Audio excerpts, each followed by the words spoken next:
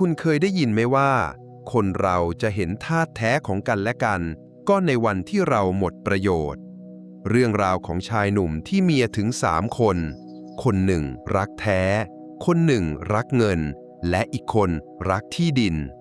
เมื่อหายนะมาเยือนใครกันแน่ที่จะเป็นคนสุดท้ายที่ยังจับมือเขาไว้กดไลค์กดแชร์กดติดตามแล้วไปฟังนิทานด้วยกันนะครับกาลละครั้งหนึ่งนานมาแล้วณหมู่บ้านชนบทที่โอบล้อมด้วยทิวเขาและทุ่งนาอันกว้างใหญ่มีเรือนไม้สักหลังงามตั้งตระหง่านบ่งบอกถึงฐานะอันมั่งคั่งของเจ้าของบ้านนั่นคือเรือนของคำปันและจันเพน2 ผัวเมียชาวนาที่ชาวบ้านต่างยกย่องว่าเป็นคู่สร้างคู่สมคำปันนั้นเป็นชายหนุ่มรูปงามหน้าตาคมเข้มและขยันขันแข็งที่สุดในหมู่บ้านส่วนจันเพนก็เป็นแม่สีเรือนที่งดงามทั้งกิริยาและน้ำใจทั้งสองช่วยกันบุกเบิกจากผืนดินรกร้างด้วยความมานะอุตสาหะกัดก้อนเกลี่ยกินมาด้วยกันจนแปลเปลี่ยนเป็นทุ่งสีทองสุดลูกหูลูกตากลายเป็นเศรษฐีที่ร่ำรวยที่สุดในละแวกนั้นความรักของทั้งคู่เป็นที่เลื่องลือคำปันมักจะให้คำมั่นสัญญากับจันเพนเสมอว่าต่อให้น้ำโขงแห้งเหือดพี่ก็จะรักจันเพนเพียงคนเดียวจะไม่มีวันมีหญิงอื่นมาแทรกกลางให้เจ้าต้องเสียใจความซื่อสัตย์ของคำปันทำให้ชาวบ้านต่างอิจฉาวาสนาของจันเพนที่ได้ผัวดีทั้งรูปสมบัติและคุณสมบัติชีวิตของนางดูราวกับโรยด้วยกลีบกุหลาบที่ใครๆก็ใฝ่ฝันหาแต่ทว่าในความสมบูรณ์แบบนั้นกลับมีรอยด่างพร้อยที่กลายเป็นขี้ปากชาวบ้านมีเงินทองล้นฟ้าแต่ไม่มีลูกสืบสกุลระวังเถอะผัวจะแอบไปมีเมียน้อยเพื่อเอาลูกมาเชยชมเสียงนินทากระซิบกระซาบจากวงสนทนาท้ายหมู่บ้านลอยเข้าหูจันเพนอยู่บ่อยครั้งแต่หญิงสาวผู้มั่นคงในรักก็เลือกที่จะทำหูทวนลมนางเชื่อใจผัวของนางยิ่งกว่าสิ่งใดทั้งสองยังคงก้มหน้าก้มตาทำมาหากินสะสมเงินทองด้วยหวังว่าสักวันลูกน้อยจะมาเกิดโดยไม่สนใจคำคนจนกระทั่งฤดูเก็บเกี่ยวเวียนมาถึงปีนี้ข้าวในนางอกงามรวงหนักอึ้งแต่ฟ้าฝนกลับไม่เป็นใจเมฆฝนตั้งเขาทะมึนดำมาแต่ไกลทั้งคำปันและจันเพนต้องเร่งมือเก็บเกี่ยวข้าวแข่งกับเวลาร่างกายที่ตรากตรำทำงานหนักติดต่อกันมาหลายวันเริ่มส่งผลให้เกิดความเหนื่อยล้าสะสมแต่ด้วยความเสียดายข้าวที่อาจจะเสียหายทั้งคู่จึงไม่ยอมหยุดพักแต่แล้วในช่วงเย็นย่ำขณะที่สายฝนหาใหญ่เทกระหน่ำลงมาอย่างบ้าคลั่งจันเพนด้วยความร้อนใจรีบแบกมัดข้าวหนักอึ้งเดินฝ่าสายฝนบนคันนาเพื่อจะนำไปเก็บด้วยความรีบร้อนประกอบกับดินโคลนที่ลื่นถลายเท้าของนางเกิดพลาดท่าเสียหลักอย่างรุนแรงร่างของจันเพนหล้มฟาดลงกระแทกกับพื้นดินแข็งบนคันนาเสียงดังสนั่นท่ามกลางเสียงฟ้าคำรามที่กึกก้องและวินาทีนั้นเองคือจุดเริ่มต้นของโศกนาฏกรรมที่กำลังจะเปลี่ยนชีวิตของครอบครัวที่แสนอบอุ่นนี้ไปตลอดกาลหลังจากเหตุการณ์ฟ้าผ่ากลางใจในเย็นวันนั้นจันเพนถูกหามส่งหมออย่างทุลักทุเลแต่ผลการรักษากลับเหมือนคำพิพากษาประหารชีวิตทั้งเป็นแรงกระแทกที่รุนแรงส่งผลให้กระดูกสันหลังของนางได้รับความเสียหายอย่างหนักจันเพนกลายเป็นอัมพาตช่วงล่างขาที่เคยเดินเหินคล่องแคล่วกลับไร้ความรู้สึกไม่สามารถขยับเขยื้อนได้อีกต่อไปจากยอดหญิงนักสู้คู่ใจผัวต้องกลายสภาพเป็นคนป่วยนอนติดเตียงช่วยเหลือตัวเองไม่ได้แม้กระทั่งเรื่องขับถ่ายที่แสนจะลำบากภาระหนักอึ้งทั้งหมดจึงตกมาอยู่ที่บ่าของคำปันแต่เพียงผู้เดียวเขาต้องตื่นตั้งแต่ไก่โฮเพื่อหุงหาอาหารป้อนข้าวป้อนน้ำเช็ดตัวให้เมียก่อนจะรีบออกไปสู้แดดสู้ฝนทำนาเพียงลำพังตกเย็นก็ต้องรีบกลับมาดูแลบ้านเรือนซักผ้าล้างจานความเหนื่อยล้าที่สะสมวันแล้ววันเล่าเริ่มกัดกินจิตใจที่เคยเข้มแข็ง รอยยิ้มที่เคยเปื้อนหน้าของหนุ่มชาวนาอารมณ์ดีเริ่มเลือนหายไปแทนที่ด้วยใบหน้าที่บูดบึ้งและความหงุดหงิดที่พอกพูนเสียงถอนหายใจของคำปันดังขึ้นบ่อยครั้งจนจันเพ็ญสังเกตได้ภาพของผัวรักที่กลับมาด้วยสภาพอิดโรยและอารมณ์ที่ฉุนเฉียวง่ายทำให้จันเพ็ญเจ็บปวดหัวใจยิ่งกว่าร่างกายที่พิการนางได้แต่นอนน้ำตาไหลรินอาบหมอนทุกค่ำคืนโทษตัวเองว่าเป็นตัวภาระเป็นตัวสวยที่ทำให้ผัวต้องลำบากนางรู้สึกไร้ค่าเหมือนเป็นเพียงขอนไม้ผุๆที่ถ่วงความเจริญของคนที่นางรักที่สุดแต่ก็ทำอะไรไม่ได้นอกจากนอนมองเพดานด้วยความสิ้นหวังท่ามกลางมรสุมชีวิตนางวันดีเพื่อนรักเพื่อนสนิทของจันเพ็ญก็ได้ก้าวเข้ามาในชีวิตของทั้งคู่วันดีผู้ซึ่งแอบมีใจปฏิพัทธ์ต่อคำปันมาเนิ่นนานเห็นช่องว่างนี้จึงรีบฉวยโอกาสทำคะแนนนางแสร้งทำทีเป็นห่วงเป็นใยหอบหิ้วข้าวปลาอาหารมาส่งให้ถึงเรือน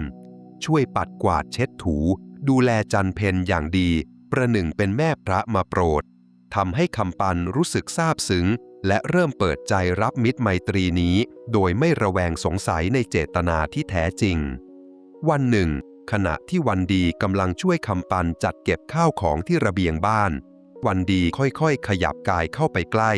พร้อมกับเอื้อนเอ่ยวาจาที่เคลือบแฝงด้วยยาพิษแสนหวานว่าพี่คำปันจ๊ะพี่เหนื่อยมากไหมที่ต้องแบกรับอะไรคนเดียวแบบนี้ฉันเห็นแล้วสงสารพี่จับใจพี่เคยคิดบ้างไหมว่าถ้ามีใครสักคนเข้ามาช่วยแบ่งเบาภาระดูแลพี่ในฐานะคนข้างกายอีกสักคนชีวิตพี่คงจะดีขึ้นไม่น้อยจันเพ็ญแกก็รักพี่มากแกคงจะเข้าใจ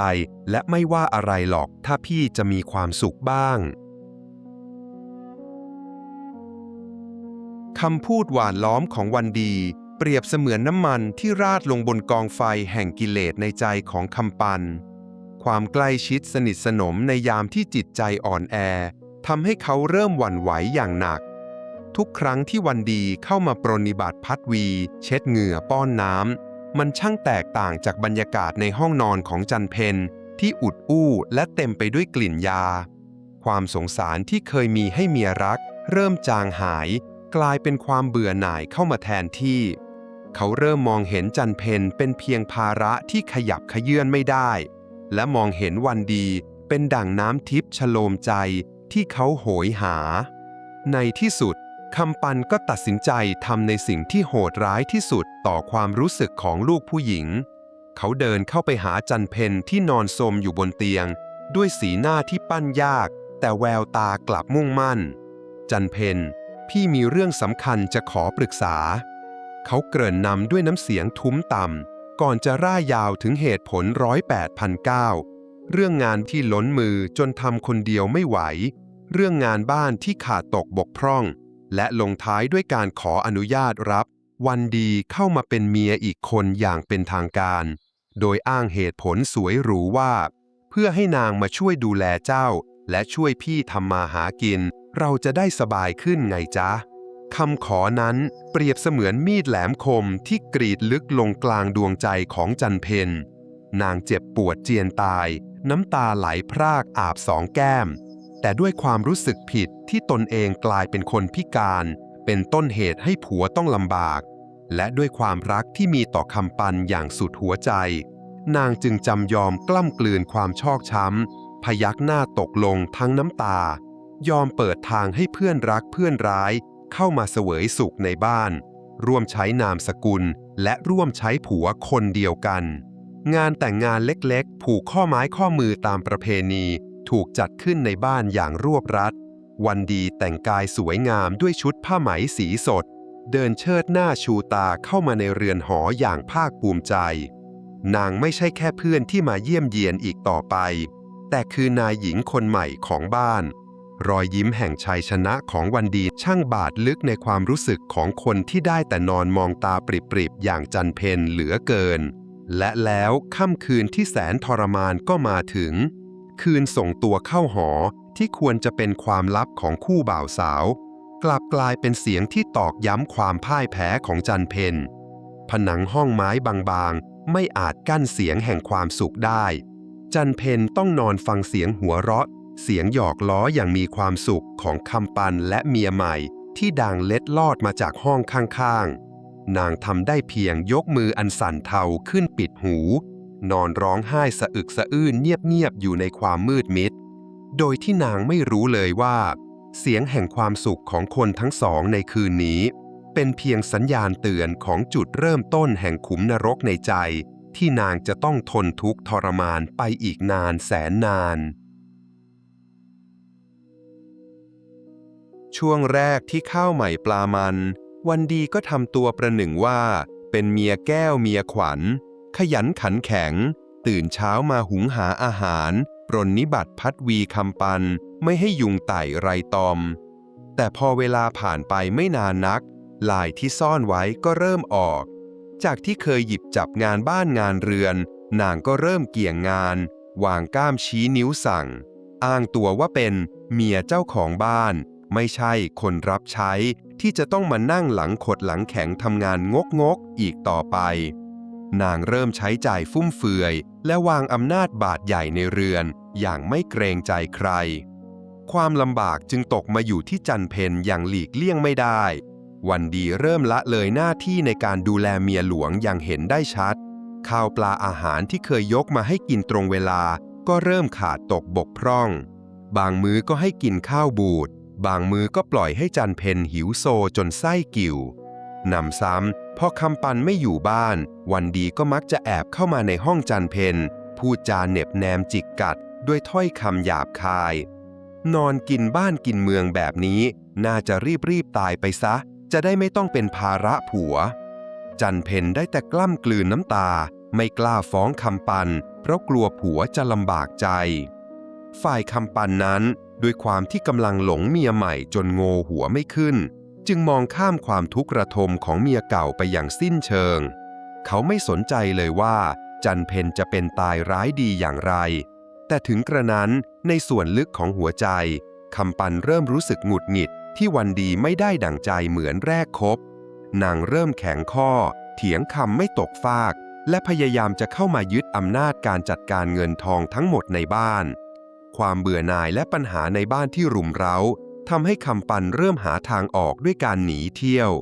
เขาชอบออกไปดื่มเหล้าเข้าสังคมในตลาดเพื่อหนีหน้าเมียขี้บ่นจนกระทั่งโชคชะตาหรือเวรกรรมนำพาให้เขาได้ไปพบกับยุพาสาวน้อยวัยรุ่นแรกแย้มหน้าตาสะสวยผิวพรรณผุดผ่องที่ตลาดยุพาเป็นเด็กสาวช่างฉเลาะปากหวานเอาอกเอาใจเก่งทำให้คำปันรู้สึกกระชุ่มกระชวยเหมือนได้กลับไปเป็นหนุ่มอีกครั้งเมื่อความสาวและความสดใสของยุพาเข้ามาครอบงำกิเลสและตัณหาของคำปันจึงเริ่มกำเริบขึ้นอีกครั้งราวกับไฟลามทุ่งเขาเริ่มคิดเข้าข้างตัวเองด้วยตรรกะที่บิดเบี้ยวเพื่อสนองความต้องการของตนว่าในเมื่อการมีเมียสองคนแล้วมันวุ่นวายไม่ได้ดั่งใจชีวิตคู่มันไม่ราบรื่นอย่างที่คิดบางทีถ้าเขามีเมียคนที่สามที่เด็กกว่าสดใสกว่าและว่านอนสอนง่ายกว่าวันดีชีวิตของเขาคงจะมีความสุขสมบูรณ์แบบกว่านี้เป็นแน่แท้ด้วยความหน้ามืดตามัวเพราะถูกกามารมณ์ครอบงำจิตใจในที่สุดคำปันก็ทำเรื่องที่น่าไม่อายที่สุดในชีวิตเขาเดินจูงมือยุพาสาวน้อยวัยกระเตาะเดินเข้ามาในเรือนอย่างหน้าตาเฉยท่ามกลางสายตาที่เบิกกว้างด้วยความตกตะลึงของวันดีคำปันประกาศก้องกลางบ้านด้วยน้ำเสียงที่พยายามปั้นให้ดูมีความรับผิดชอบว่าพวกเองอย่าเพิ่งตีโพยตีพายไปที่พี่พาน้องยุพามาเนี่ยก็เพราะเห็นว่าช่วงนี้วันดีต้องทำงานหนักทั้งงานนางานบ้านจนไม่มีเวลาดูแลจันเพ็ญพี่เลยให้น้องยุพามาช่วยดูแลพี่จันเพ็ญอีกแรงจะได้สบายขึ้นไงข้ออ้างอันฟังไม่ขึ้นของคำปันเปรียบเสมือนน้ำมันราดลงบนกองเพลิงวันดีกรีดร้องโวยวายด้วยความโกรธแค้นจนบ้านแทบแตกนางชี้หน้าด่าทอคำปันและยุพาด้วยถ้อยคำหยาบคายแต่ทว่านางกลับทำอะไรไม่ได้มากไปกว่านั้นเพราะสถานะของนางเองก็เป็นเพียงเมียรองที่มาทีหลังเป็นเพื่อนรักหักเหลี่ยมโหดที่แย่งผัวเข้ามาเหมือนกัน กรรมที่ทำไว้จึงเริ่มตามสนองนางอย่างรวดเร็วส่วนจันเพ็ญที่นอนฟังทุกอย่างอยู่บนเตียงได้แต่นอนมองเพดานด้วยสายตาที่ว่างเปล่าไร้ซึ่งน้ำตาไร้ซึ่งความรู้สึกราวกับว่าหัวใจของนางได้ตายด้านไปแล้วจากความเจ็บปวดที่ถูกซ้ำเติมซ้ำแล้วซ้ำเล่าเมื่อยุพาเข้ามาอยู่ในบ้านนางก็ทำหน้าที่สร้างสีสันและความสดใสตามประสาเด็กสาวช่างชะเลาะนางใช้มารยาหญิงร้อยเล่มเกวียนปรนนิบัติพัดวีเอาอกเอาใจคำปันสารพัดจนคำปันหลงไหลได้ปลื้มหัวปากหัวปำลืมเลือนความสนใจที่มีต่อวันดีไปจนหมดสิ้นส่วนจันเพ็ญนั้นไม่ต้องพูดถึงกลายเป็นเพียงอากาศธาตุในสายตาของผัวไปโดยปริยายยุพาใช้ความสาวและความสวยเป็นเครื่องต่อรองขอเครื่องประดับทั้งสร้อยแหวนเงินทองเสื้อผ้าแพรพันใหม่ๆจากคำปันไม่เว้นแต่ละวันซึ่งคำปันผู้หน้ามืดตามัวก็ประเคนให้ทุกอย่างตามที่นางต้องการโดยไม่เฉลียวใจเลยว่าเงินทองที่หามาด้วยหยาดเหงื่อแรงงานกำลังร่อยหรอลงไปทุกทีบรรยากาศในบ้านเต็มไปด้วยความวุ่นวายและกลิ่นอายของความริษยาวันดีจ้องจะจับผิดยุพาส่วนยุพาก็เยาะเย้ยวันดีแย่งชิงความรักจากชายแก่ตันหากลับแต่ทว่าท่ามกลางความโกลาหลวุ่นวายภายนอกห้องภายในห้องนอนที่เงียบเชียบของจันเพ็ญปาฏิหาริย์เล็กๆได้ก่อกำเนิดขึ้นปลายนิ้วที่เคยแข็งทื่อของนางเริ่มกระตุกและขยับได้เล็กน้อยจันเพ็ญรับรู้ถึงสัญญาณชีพที่กลับคืนมาแต่นางกลับเลือกที่จะกัดฟันคมความดีใจนั้นไว้นางเลือกที่จะนอนนิ่งเงียบงันทำตัวเป็นคนป่วยที่ไร้ทางสู้เพื่อใช้โอกาสนี้เฝ้าสังเกตพฤติกรรมอันน่ารังเกียจของคนทั้งสามในบ้านอย่างเงียบเชียบและรอคอยเวลาที่เหมาะสมนับตั้งแต่ยุพาเหยียบย่างเข้ามาในบ้านเรือนไม้สักอันสงบสุขของคำปันก็แปลสภาพเป็นดั่งโรงงิ้วที่เปิดฉากการแสดงทุกวี่วันดีกับยุพาทะเลาะเบาะแว้งกันอย่างดุเดือดไม่ว่าจะเป็นเรื่องเสื้อผ้าเรื่องอาหารหรือแม้กระทั่งเรื่องใครจะได้นอนห้องเดียวกับคำปันทั้งสองผลัดกันตบตีแย่งชิงดีชิงเด่นกันอย่างไม่ลดละเสียงกรีดร้องด่าทอและเสียงข้าวของแตกหักดังสนั่นหวั่นไหวไปทั่วบริเวณจนชาวบ้านต่างเอือมระอาและแน่นอนว่าไม่มีใครคิดออกไปทำนาทำไร่อีกต่อไปส่วนคำปันผู้เป็นต้นเหตุของความวุ่นวายก็เริ่มประสบกับความเครียดอย่างหนักใบหน้าหล่อเหลาที่เคยดูภูมิฐานเริ่มมีรอยเหี่ยวย่นและแววตาที่อิดโรยเพราะเขาต้องคอยเป็นกรรมการห้ามศึกที่ไม่รู้จักจบสิ้นทั้งอย่างต้องวิ่งวุ่นหาเงินทองมาประเคนเมียเด็กอย่างยุพาตามที่นางร้องขอและต้องคอยยัดเงินใส่มือวันดีเพื่อปิดปากไม่ให้นางโวยวายหนักกว่าเดิมฐานะที่เคยร่ำรวยก็เริ่มร่อยหรอลงไปทุกวันแต่ด้วยความมากในกามเขาก็ยังไม่กล้าตัดใจจากเมียใหม่ทั้งสองคน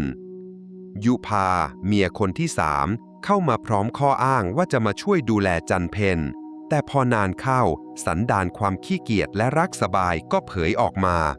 นางไม่เคยแม้แต่จะเดินเข้าไปในห้องของจันเพ็ญอย่างจริงจังตามที่สัญญากับคำปันไว้ปล่อยให้จันเพ็ญต้องนอนจมกองทุกข์กลิ่นอับและกลิ่นยาเริ่มคละคลุ้งในห้องนั้นแม้แต่คำปันเองก็เริ่มละเลยที่จะเข้าไปดูแลเมียหลวงเพราะมัวแต่หลงแสงสีจากเมียเด็กที่เอาแต่แต่งหน้าทาปากเมื่อวันดีเห็นว่าการแย่งชิงผัวนั้นยากจะชนะเพราะยุพาพกความสาวมาเป็นอาวุธนางก็เปลี่ยนแผนการใหม่ทั้งหมดหันมามุ่งเป้าไปที่การยึดทรัพย์สินแทนนางเริ่มยุยงให้คำปันโอนที่นาผืนใหญ่อันเป็นมรดกทั้งหมดมาให้นางจัดการโดยอ้างเหตุผลว่าเพื่อให้เกิดความคล่องตัวเดี๋ยวนี้เอกสารมันวุ่นวายถ้าให้เมียเป็นคนจัดการทั้งหมดจะได้ง่ายต่อพี่คำปันที่กำลังสมองเบลอเพราะปัญหาเมียตีกันก็เริ่มคล้อยตามในความหวังดีจอมปลอมนี้อย่างไม่คิดหน้าคิดหลังแต่ความระยำตำบอลของคนทั้งสองยังไม่หยุดเพียงเท่านี้กลางดึกคืนหนึ่งในยามที่คำปันนอนหลับด้วยความอ่อนเพลียยุพาแอบย่องเบาเข้าสู่ห้องของจันเพ็ญอย่างเงียบเชียบ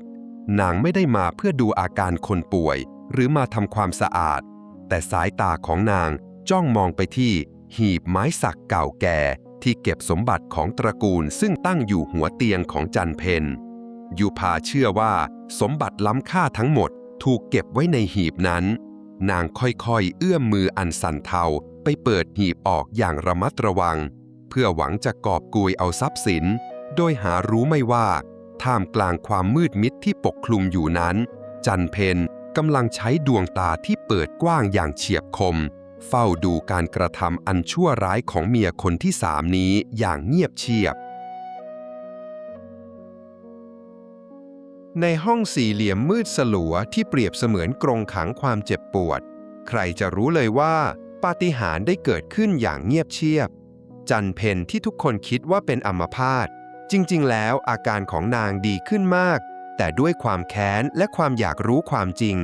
นางเลือกที่จะแกล้งตาย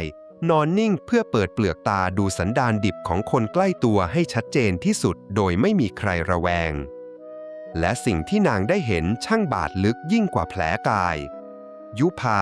สาวน้อยหน้าซื่อที่คำปันหลงไหลมักจะแอบย่องเข้ามาในห้องไม่ใช่เพื่อเช็ดตัวหรือป้อนข้าวแต่เข้ามาเปิดหีบสมบัติหัวเตียงหยิบฉวยแหวนทองสร้อยหน้าของจันเพ็ญออกไปทีละชิ้น2 ชิ้นแล้วรีบซุกซ่อนออกจากห้องไปจันเพ็ญทำได้เพียงหรี่ตามองผ่านขนตาด้วยความเจ็บใจปล่อยให้โจรในคราบเมียน้อยขโมยของรักของหวงไปต่อหน้าต่อตาความเลวร้ายได้ไม่หยุดอยู่เพียงแค่นั้นวันดีเพื่อนรักหักเหลี่ยมโหดก็เผยท่าแท้ออกมาจนหมดเปลือกจันเพ็ญได้ยินเต็ม2 หูในยามบ่ายวันหนึ่งเมื่อวันดีแอบนัดแนะคุยกับชู้รักที่แอบซ่อนไว้นอกบ้านถึงแผนการชั่วร้ายที่จะหลอกล่อให้คำปันเซ็นเอกสารโอนที่นาผืนงามทั้งหมดให้เป็นชื่อของนางแล้วทั้งคู่ก็จะหอบเงินหนีไปเสวยสุขด้วยกันส่วนคำปันชายผู้เป็นเจ้าของบ้านกลับเข้ามาหาจันเพ็ญในสภาพที่ดูไม่ได้ร่างกายสู้ผอมแววตาเต็มไปด้วยความทุกข์ระทมเขาเข้ามากอดร่างที่นอนนิ่งของเมียหลวงร้องไห้โฮอย่างไม่อายฟ้าดินพร่ำพรรณนาขอโทษซ้ำแล้วซ้ำเล่าที่นำความหายนะเข้ามาในบ้านแต่ทว่าด้วยความขี้ขลาดตาขาวและยังตัดกิเลสไม่ขาดเขาก็ยังไม่กล้าพอที่จะไล่เมียใหม่ทั้งสองออกไปได้แต่ระบายความอัดอั้นกับร่างที่เขาคิดว่าไม่มีทางรับรู้เรื่องราวใดๆและแล้ววันที่เลวร้ายที่สุดดั่งนรกส่งมาเกิดก็มาถึงเมื่อความโลภของมนุษย์พุ่งทะยานถึงขีดสุดคืนนั้นวันดีวางยาฤทธิ์แรงในเหล้าให้คำปันดื่มจนเมามายไร้สติลมฟุบลงกับโต๊ะอย่างง่ายดายก่อนที่นางจะจับนิ้วของผัวประทับตราปั๊มลายนิ้วมือลงบนโฉนดที่ดินเพื่อโอนกรรมสิทธิ์จนเสร็จสิ้นในขณะเดียวกันที่อีกมุมห้องยูพาก็ฉวยโอกาสกวาดแก้วแหวนเงินทองที่เหลือในหีบไม่เหลือแม้แต่ความว่างเปล่าแสงแดดแรงกล้ายามสายสาดส่องเข้ามาทางหน้าต่างแยงตาจนคำปันต้องสะดุ้งตื่นขึ้นมาด้วยความยากลำบากอาการปวดศีรษะรุนแรงราวกับมีใครเอาค้อนปอนมาทุบที่ขมับเล่นงานเขาจนแทบจะทรงตัวไม่อยู่ฤทธิ์ยาที่ผสมในเหล้าเมื่อคืนยังคงตกค้างส่งผลให้ร่างกายหนักอึ้งแต่สิ่งที่แปลกประหลาดไปกว่าอาการเมาค้างคือความเงียบบ้านไม้สักทั้งหลังเงียบสงัดราวกับป่าช้าไม่มีเสียงเจ้ยแจ้วออดอ้อนของยุพาที่มักจะตื่นมาขอเงินไม่มีเสียงบ่นด่าทอของวันดีที่มักจะปลุกเขาไปทำงานลางสังหรณ์ร้ายแล่นปราดเข้าสู่หัวใจคำปันรีบตะเกียกตะกายลุกขึ้นเดินเซไปที่ตู้เก็บเอกสารสำคัญมือไม้สั่นเทาเมื่อกระชากลิ้นชักออกมาว่างเปล่าโฉนดที่นาผืนงามนับร้อยไร่หายไปจนเกลี้ยงเขารีบวิ่งถลันไปที่ห้องนอนพบเพียงความว่างเปล่าเช่นกันหีบสมบัติถูกเปิดอ้าซ่าข้างในไม่มีแม้แต่เงาของแหวนทองหรือเงินสักบาทข้าวของมีค่าทุกชิ้นอันตรธานหายไปจนหมดสิ้นคำปันสติแตกวิ่งหน้าตั้งออกไปตามหาเมียรักทั้ง2 คนรอบหมู่บ้านตะโกนเรียกชื่อเหมือนคนบ้าคลั่งจนกระทั่งไปเจอชาวบ้านกลุ่มหนึ่งที่หน้าตลาดคำตอบที่ได้รับเปรียบเสมือนสายฟ้าฟาดลงกลางกระบาลไอ้คำปันเอ องจะไปหาพวกมันทำไมป่านนี้คงไปไกลถึงไหนต่อไหนแล้วเมื่อเช้ามืดข้าเห็นนางบันดีกับนางยุพาหอบกระเป๋าใบใหญ่ขึ้นรถกระบะไปกับผู้ชายแปลกหน้าคนละคันท่าทางรีบร้อนสงสัยจะหนีตามชู้ไปเสวยสุขแล้วล่ะสิคำปันร้องไห้ไม่ออกความจริงกระแทกเข้าใส่หน้าอย่างจังเขาหมดตัวแล้วไม่เหลือที่นาทำกินไม่เหลือเงินทองแม้แต่แดงเดียวถูกเมียใหม่ที่เขาหลงไหลหลอกลวงจนหมดเนื้อหมดตัวความโง่เขลาและความมักมากในกามทำลายชีวิตที่เคยรุ่งโรจน์จนย่อยยับป่นปลี้ด้วยหัวใจที่แหลกสลายคำปันเดินโซซัดโซเซเหมือนร่างไร้วิญญาณกลับมายังบ้านหลังเก่าเขามองดูขื่อคานบ้านด้วยสายตาที่สิ้นหวังความอับอายและความผิดบาปที่ทำไว้กับเมียหลวงถาโถมเข้ามาจนเขาไม่อยากจะมีชีวิตอยู่สู้หน้าใครอีกต่อไปน้ำตาแห่งความละอายไหลพรากมือหนาคว้าเชือกเส้นหนึ่งขึ้นมามัดปมแน่นหนาหมายจะจบชีวิตนี้ลงเสียให้พ้นทุกข์พ้นโศกแต่ทว่าในวินาทีแห่งความเป็นความตายที่เขากำลังจะตัดสินใจทำสิ่งสิ้นคิดเสียงไอโคลกโคลกแหบแห้งดังออกมาจากห้องนอนมืดทึบที่ถูกลืมเสียงของจันเพนเมียคนแรกดังขึ้นเตือนสติเขาให้ชะงักงันอยู่กับที่เสียงไอโคลกโคลกที่ดังแหบแห้งออกมาจากห้องนอนที่มืดมิดเปรียบเสมือนกรงเล็บที่กระชากวิญญาณของคำปันให้หลุดพ้นจากห้วงความคิดที่จะปลิดชีพตนเองเขาปล่อยเชือกในมือร่วงหล่นลงพื้นก่อนจะลากสังขารที่ไร้เรี่ยวแรงและหัวใจที่แหลกสลายเข้าไปในห้องที่เขาละเลยทอดทิ้งมานานทันทีที่สายตาปรับเข้ากับความมืดและเห็นร่างผอมบางของจันเพนเมียคู่ทุกข์คู่ยากนอนนิ่งอยู่บนเตียงเก่าๆเขาก็ไม่อาจกลั้นเขื่อนน้ำตาแห่งความอัดอั้นไว้ได้อีกต่อไป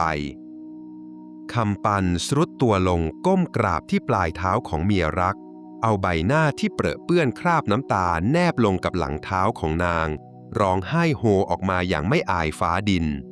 จันเพนพี่ผิดไปแล้วพี่มันเลวพี่มันโง่เองที่หลงระเริงไปกับกิเลสจนมองข้ามความรักดีๆของเองตอนนี้พี่ไม่เหลืออะไรแล้วสมบัติที่ช่วยกันหาก็หมดที่นาก็โดนพวกมันโกงไปหมดแล้วพี่สมควรตายแต่ทว่าสิ่งที่เกิดขึ้นถัดมากลับทำให้คำปันต้องหยุดหายใจเมื่อร่างที่เขานึกว่าเป็นอัมพาตค่อยๆยันกายลุกขึ้นยืนตระหง่านอยู่ตรงหน้าเงาทำรึนของนางทาบทับร่างของคำปันที่หมอบราบกับพื้นคำปันค่อยๆเงยหน้าขึ้นมองด้วยดวงตาที่เบิกโพลงอ้าปากค้างตัวสั่นเทาด้วยความตกตะลึงสุดขีดราวกับเห็นพูดผีปีศาจจันเพนเอ็งลุกขึ้นได้จันเพนมองผัวรักด้วยแววตาที่ว่างเปล่าและเย็นชาก่อนจะเอ่ยความจริงที่อัดอั้นมานานด้วยน้ำเสียงที่สั่นเครือด้วยความโกรธตกใจมากหรือพี่คำปันใช่ข้าหายดีมาตั้งนานแล้วข้าเดินได้ข้าลุกได้ตั้งนานแล้วแต่ที่ข้าไม่บอกพี่ที่ข้ายอมนอนจมขี้จมเยี่ยวแกล้งเป็นผักปลาก็เพราะข้าโกรธข้าแค้นที่พี่ทำกับข้าเหมือนข้าไม่มีหัวใจพี่เอาผู้หญิงพวกนั้นมาหยามข้าถึงในบ้านพี่ทิ้งข้าให้นอนรอความตายข้าเลยเลือกที่จะเงียบเพื่อรอดูวันที่พี่จะพังพินาศเพราะความมักมากของตัวพี่เองคำสารภาพของจันเพนเหมือนมีดที่กรีดหัวใจคำปันซ้ำแล้วซ้ำเล่านางหันหลังไปคว้าห่อผ้าใบเก่าที่เตรียมไว้ใต้เตียงขึ้นมาสะพายไหล่แสดงเจตนาที่แน่วแน่ว่าจะไปจากที่นี่ในเมื่อวันนี้พี่ได้รับผลกรรมสาสมใจข้าแล้ว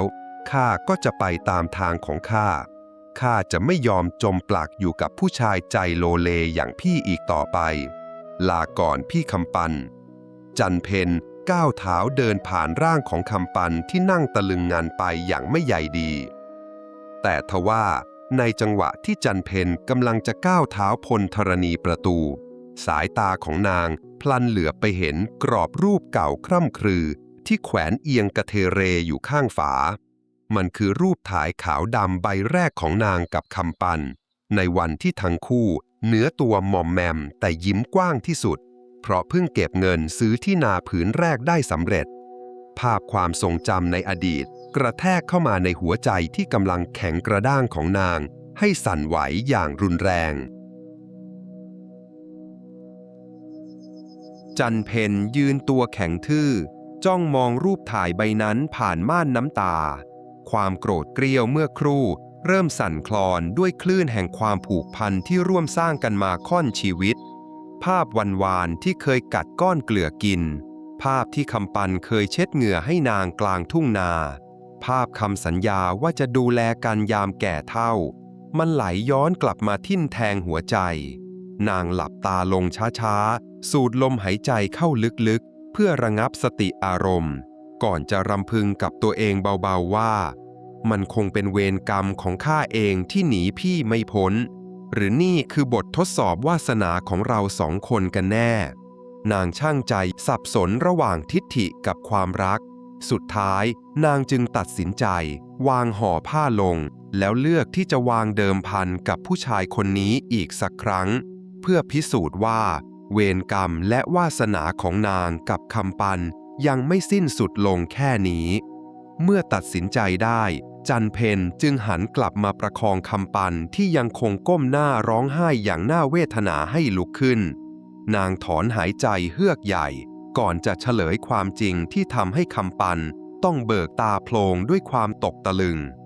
หยุดร้องไห้ฟูมฟายเหมือนเด็กๆเสียดายสมบัตินอกกายพวกนั้นได้แล้วพี่คำปันตั้งแต่ร่างกายข้าเริ่มกลับมาใช้งานได้ทองหยองที่นางยุพาขนไปน่ะมันเป็นของปลอมชุบสีที่ข้าแอบสลับไว้ส่วนที่นาผืนงามของเราน่ะนางวันดีเพื่อนรักหักเหลี่ยมโหดของข้ามันก็ได้ไปแค่กระดาษถ่ายเอกสารสำเนาเก่าๆเท่านั้นแหละตัวจริงข้าแอบเอาไปฝากท่านผู้ใหญ่บ้านเก็บรักษาไว้เพราะข้ารู้ดีว่าไม่สามารถไว้ใจใครได้อีกในบ้านนี้รวมถึงพี่ด้วยพี่คำปันคำเฉลยของจันเพ็ญเปรียบเสมือนสายฟ้าที่ฟาดลงมากลางใจคำปันแต่เป็นสายฟ้าที่นำพาแสงสว่างมาสู่ชีวิตที่มืดมนเขาก้มกราบเท้าเมียแก้วเมียขวัญอีกครั้งไม่ใช่ด้วยความกลัวแต่ด้วยความศรัทธาในสติปัญญาความรักอันยิ่งใหญ่ที่เมียมีให้คำปันสาบานด้วยชีวิตและน้ำตาลูกผู้ชายว่าจะขอสัญญาจะกลับตัวกลับใจเป็นคนใหม่เลิกเหล้าเลิกเจ้าชู้และจะบูชาจันเพ็ญยิ่งกว่าชีวิตส่วนชะตากรรมของเมียสองและเมียสามนั้นก็เป็นไปตามกฎแห่งกรรมที่ยุติธรรมเสมอทั้งวันดีและยุพาที่หนีไปกับชู้รักสุดท้ายก็ไปไม่รอดถูกผู้ชายแปลกหน้าพวกนั้นหลอกต้มจนเปื่อยหลอกเอาทรัพย์สินรวมถึงขนเอาเงินทองของปลอมหนีไปปล่อยทิ้งให้ทั้งสองสาวต้องตกระกำลำบากหมดเนื้อหมดตัวการเวลาผ่านไปคำปันและจันเพ็ญกลับมาเริ่มต้นชีวิตชาวนาใหม่อีกครั้งท่ามกลางทุ่งรวงทองที่พลิ้วไหวเขามองดูริ้วรอยเหี่ยวย่นบนใบหน้าของเมียด้วยสายตาที่เปี่ยมรักมันไม่ใช่ความแก่ชราแต่มันคือร่องรอยแห่งความจริงใจที่หาไม่ได้จากหญิงสาวหน้าไหนเรื่องราวของพวกเขาจึงเป็นตำนานสอนใจว่า